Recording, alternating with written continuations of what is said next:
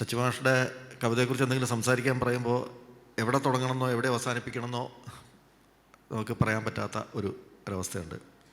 നമ്മൾ പറഞ്ഞ് ഇപ്പോൾ അടുത്ത കാലത്തായിട്ട് ധാരാളം പേര് വീണ്ടും ആവർത്തിച്ച് പറയുന്ന വാൾട്ട് വിറ്റ്മാൻ്റെ ആ പ്രസിദ്ധമായ വരി അല്ലേ, I am large, I contain multitudes എന്ന് പറയുന്ന ആ വൈപുല്യവും ആ വൈവിധ്യവും അതിലെ നിരന്തരമുള്ള വൈരുദ്ധ്യങ്ങളും എല്ലാം സമന്വയിക്കുന്ന അത്തരത്തിലുള്ളൊരു കാവ്യലോകവും ഒരു എഴുത്ത് ലോകവുമാണ് സച്ചിമാഷിൻ്റെ ഉള്ളത്.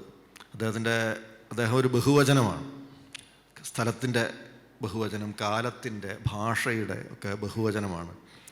കവിതയിൽ, സാഹിത്യത്തിൽ അല്ലെങ്കിൽ കഥയിലൊക്കെ അദ്ദേഹം ബഹുരൂപിയാണ്. അപ്പം ഇങ്ങനെ ഈ രീതിയിലുള്ളൊരു വൈവിധ്യം അദ്ദേഹത്തിൻ്റെ എല്ലാ സർഗാത്മക പ്രവർത്തനങ്ങളിലും രാഷ്ട്രീയ പ്രവർത്തനങ്ങളിലും സൗന്ദര്യബോധത്തിലും ഒക്കെ നമുക്ക് കാണാൻ പറ്റും. എനിക്ക് തോന്നുന്നത് അത്തരത്തിലുള്ള വൈരുദ്ധ്യങ്ങളെ, ഈ സൗന്ദര്യബോധത്തെ സംബന്ധിച്ച, രാഷ്ട്രീയ ബോധത്തെ സംബന്ധിച്ച ഒക്കെ വൈരുദ്ധ്യങ്ങളെ അതൊക്കെ ഉൾക്കൊള്ളുന്ന തരത്തിലുള്ള, നേരത്തെ പറഞ്ഞ ഐ കണ്ടെയ്ൻ മൾട്ടിറ്റ്യൂഡ്സ് എന്ന് പറയുന്ന തരത്തിൽ ഒരു ആൾക്കൂട്ടങ്ങളെ തന്നെ ഉൾക്കൊള്ളുന്ന തരത്തിലുള്ള വൈവിധ്യം, അത്തരത്തിലുള്ള ഒരു സ്വഭാവം മാഷുടെ എല്ലാ പ്രവർത്തനങ്ങളിലും ഉണ്ട് എന്ന് തോന്നുന്നു. ഞാൻ അധികം നീട്ടുന്നില്ല.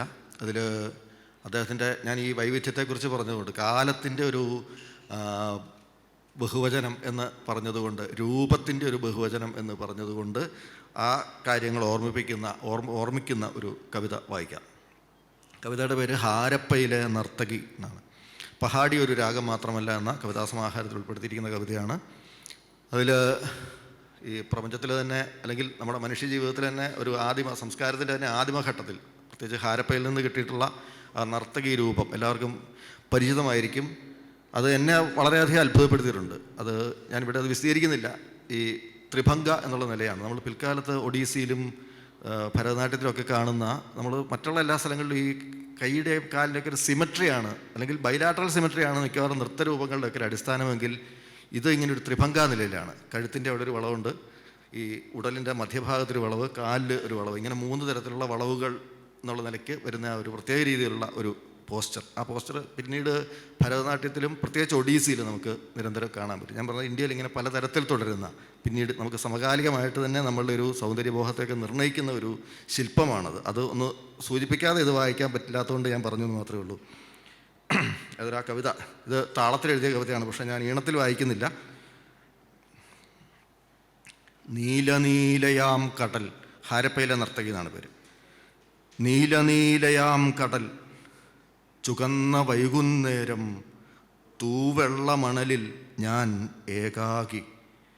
നക്ഷത്രങ്ങൾ ജാലകങ്ങൾ പോൽ മീതയൊന്നൊന്നായി തുറക്കുമ്പോൾ, ഏതൊരു മാലാഖയോ താഴേക്ക് നോക്കുന്നതെന്ന ആകുലമിരിക്കുമ്പോൾ, തിരമാലകൾക്കുമേൽ കാലടി പതിയാതെ ആലോലം ആരെത്തുന്നു തീരത്തു വന്നെൻ മുന്നിൽ. ആരിവൾ അലിഞ്ഞുപോം ഈ നിമിഷമെന്ന പോൽ ആടിടും ശിലാമൂർത്തി. ഞാനാണു ഹാരപ്പതൻ നർത്തകി, മെലിഞ്ഞൊരാ നാദമെത്തുന്നു ഏതോ കാലത്തിൻ ഗുഹാഗീതം. ആരു നിൻ ഗുരു, ആരേ പാടുന്നു പിന്നിൽ, വാദ്യമാരുടെ ചിലങ്കകൾ പോലവൾ കിലുങ്ങുന്നു. കാലത്തിൻ പിറകിലുണ്ടെല്ലാരും, നൂറ്റാണ്ടുകൾ ഭേദിച്ചു വന്നു ഞാനും എൻ്റെ ഈ നിൽപ്പും.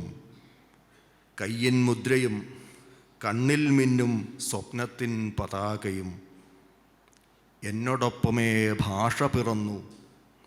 ചലനത്തിൽ, ശബ്ദത്തിൽ, വിരലിൻ്റെ മൗനത്തിൽ, ചിലങ്കതൻ ചെമ്പിൽ, ഈ അരഞ്ഞാണം കിലുങ്ങും രജതത്തിൽ.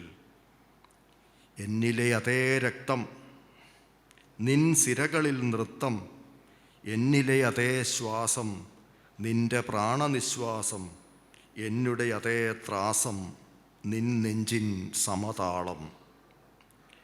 പോരണമെങ്കിൽ പോരൂ പോയ കാലത്തേക്കെൻ്റെ കൂടെ, ഹാ വിജനമായി തീരവും തിരകളും. നമസ്കാരം.